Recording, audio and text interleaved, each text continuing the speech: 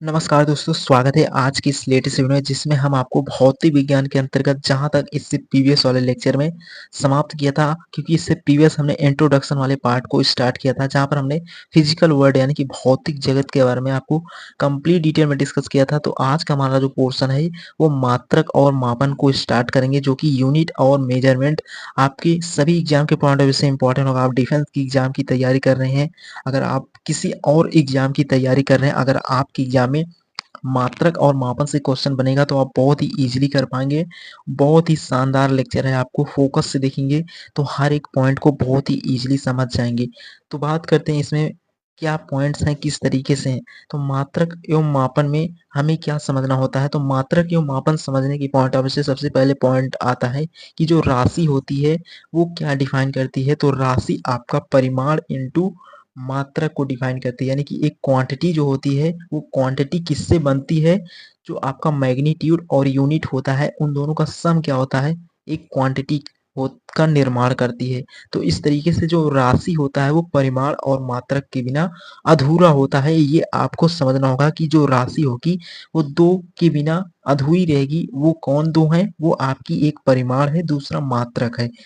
तो इस तरीके से प्रॉपर एक राशि का निर्माण होता है। राशि कहने से क्या सेंस निकलता है ये आपको समझना होगा। तो एग्जाम्पल के तौर पर आप समझेंगे कि जो लंबाई होती है वो एक राशि है। तो लंबाई में क्या क्या होती है, तो 200 जो है वो आपका मैग्नीट्यूड है और जो मीटर है वो आपका यूनिट है। तो इससे एक पूरी राशि का निर्माण हुआ, किसका, लंबाई का। तो लंबाई हमारा एक क्वांटिटी था जिसमें उसके क्वांटिटी होने का पूरा क्वांटिटी पूरी कब होगी, जब उसमें दो लोग होंगे, एक परिमाण होगा दूसरा मात्रक। तो इस तरीके से ओवरऑल मात्रक और मापन में आप केवल राशियों के बारे में पढ़ेंगे, राशियां पति रहेंगी। यानी कि अगर आपको राशि का नॉलेज रहेगा तो आप सूत्र निकालेंगे, सूत्र निकाल पाएंगे तो उसके मात्रक को बहुत इजीली आप डिफाइन कर पाएंगे। अगर मात्रक निकाल लेंगे तो उसकी डायमेंशन यानी कि विमा को बहुत इजीली निकाल पाएंगे। तो इस तरीके से प्रॉपर आप अगर आप राशि को डिफाइन कर रहे हैं तो वहां पर मैग्नीट्यूड और यूनिट का होना बहुत जरूरी है। अगर आप बिना यूनिट के बोलेंगे तो सामने वालों को क्लियर नहीं होगा। जैसे आपसे कोई व्यक्ति मिलता है तो आपसे पूछता है कि आपको आपकी एग्जाम सेंटर से आपके जहां पर भी जाना होगा वहां से टाइम कितना लगे, तो आप उसको क्या ऐसे कहेंगे कि 5। तो 5 कहने से सेंस नहीं निकलेगा, क्योंकि आप 5 सेकेंड या और मिनट कह सकते हैं या 5 घंटे, तब उसको क्लियरिटी आएगा। उसी प्रकार अगर कोई व्यक्ति आपसे पूछ रहा है कि जो इस रास्ते की लंबाई है वो कितना मीटर है, यानी कि कितना है, तो आप अगर उसको परिमाण केवल उसका बताएंगे और मात्रक नहीं बताएंगे तो वो एक राशि को पूरा डिफाइन नहीं कर सकते। कि कोई व्यक्ति आपसे पूछ रहा है कि यहाँ से वहाँ का जो डिस्टेंस है वो कितना है, तो आप कह देंगे कि 500 है। तो 500 से क्लियरिटी नहीं आएगी। अगर 500 मीटर कहेंगे या किलोमीटर कहेंगे या फुट कहेंगे तो अब आप उस सामने वाले व्यक्ति को पूरा क्लियरिटी आ जाएगी। तो आपको प्रॉपर उसको एक्सप्लेन करना होगा। जैसे मान लेते हैं कि जो एक आयत है, ये आपका जो आयत है, कोई पूछ रहा है कि इसकी लंबाई कितनी है, तो आप कहते हैं इसकी जो लंबाई है 200 है। तो 200 कहने से क्लियरिटी नहीं आएगी 200 सेंटीमीटर है या मिलीमीटर है या मीटर है।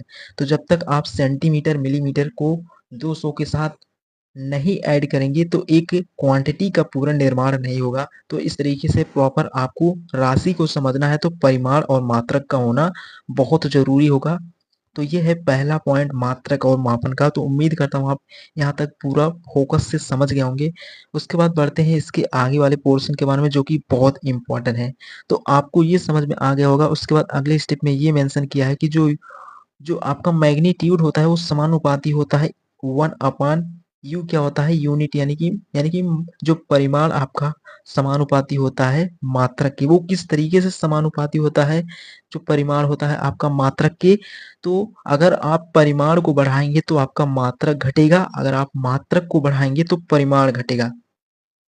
इसका कहने का सेंस किस तरीके से निकलता है, अब उसके बारे में आपको डिटेल में डिस्कस करते हैं।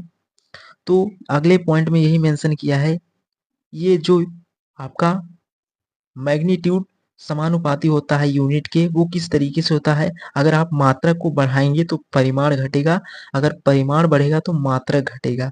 तो दोनों एक दूसरे के व्युत्क्रम होते हैं यानी कि समानुपाती होते हैं कि यानी कि एक अगर मैग्नीट्यूड बढ़ेगा तो यूनिट घटेगा, अगर यूनिट बढ़ेगा तो मैग्नीट्यूड घटेगा। यानी कि दोनों एक दूसरे के समानुपाती होते हैं, ये मेंशन किया है। तो वो किस तरीके से होते हैं, अब उनके बारे में आपको डिटेल में डिस्कस करते हैं जो कि बहुत इम्पोर्टेंट पोर्शन होगा। तो यहाँ पर एग्जाम्पल के तौर पर आपके लिए मेंशन किया है। तो जैसे आप उदाहरण के लिए मान लेते हैं कि जो 500 मीटर है वो क्या है, चौड़ाई है। तो चौड़ाई क्या है, 500 मीटर है। तो यहाँ पर 500 आपका मैग्नीट्यूड है और मीटर मात्रक है। जैसे 1 मीटर में 100 सेंटीमीटर होता है। तो यानी कि पहले आपका परिमाण 1 था, तो मात्रक क्या था, 1 मीटर में यानी कि मात्र आपका क्या 1 मीटर में 100 सेंटीमीटर होता है। यहाँ पर मीटर क्या है, मात्रक, और सेंटीमीटर भी मात्रक है। यहाँ पर परिमाण घटा है तो मात्रक बढ़ा है, और यहाँ पर मात्रक बढ़ा है और परिमाण घटा है। यानी कि जहाँ पर मात्रक बढ़ेगा वहाँ पर परिमाण घटेगा, और जहाँ पर परिमाण घटेगा मात्रक बढ़ेगा। तो इस तरीके से इसी के जो रिलेशन है, इसी के पॉइंट को एयर फोर्स में पूछा था कि मात्रक और यूनिट क्या होते हैं, एक दूसरे के समानुपाती होते हैं या क्या होते हैं। इसी रिलेशन को एयर फोर्स की एग्जाम में पूछा था। तो आपकी एग्जाम के पॉइंट ऑफ व्यू से भी बहुत इंपॉर्टेंट होगा, ये रिलेशन आपको समझना था, जो कि बहुत इंपॉर्टेंट था कि जो मात्रक यानी कि मैग्नीट्यूड यूनिट के क्या होता है, समानुपाती होते हैं। यानी कि अगर मैग्नीट्यूड बढ़ेगा तो यूनिट घटेगी, अगर यूनिट बढ़ेगी तो मैग्नीट्यूड घटेगा। तो इस पॉइंट को यहाँ पर मेंशन किया है। तो उम्मीद करता हूँ आप मात्रक एवं मापन का ये बेसिक समझ गए होंगे कि क्या किस तरीके से कोई राशि को पूरा होने के लिए मात्रक और मैग्नीट्यूड का होना बहुत जरूरी होगा। आप इन दोनों के बिना राशि को डिफाइन ही नहीं कर सकते हैं। जैसे आप राशि डिफाइन कर रहे हैं 500 का, यानी कि 500 कहने से आपको क्लियरिटी नहीं आएगा, क्योंकि 500 एक मैग्नीट्यूड है।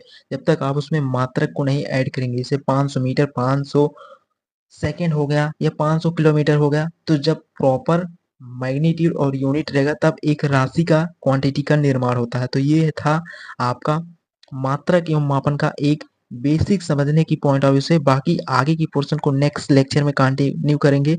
अगर आपको कोई भी डाउट हो तो आप कमेंट बॉक्स में पूछ लेना, नहीं तो अगर आपको समझ में आया हो तो अपने सभी फ्रेंड के साथ भी शेयर करना, ताकि वो भी मात्रक एवं मापन को लेक्चर बाय लेक्चर इनके प्रीवियस ईयर क्वेश्चन के साथ आपको डिस्कस करेंगे। जहाँ से क्वेश्चन बनने लायक रहेंगे वहाँ पर आपको क्वेश्चन के बारे में डिटेल में डिस्कस करेंगे।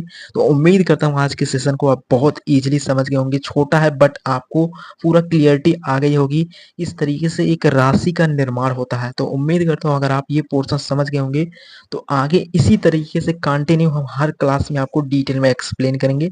तो मिलेंगे नेक्स्ट लेक्चर में, जहाँ पर इसके आगे वाले पोर्शन को कंप्लीट डिटेल में एक एक पॉइंट को डिस्कस करेंगे, ताकि आपकी मन में कोई भी डाउट ना रह जाए। तो मिलेंगे आने वाले वीडियो में, जहाँ पर इसके आगे के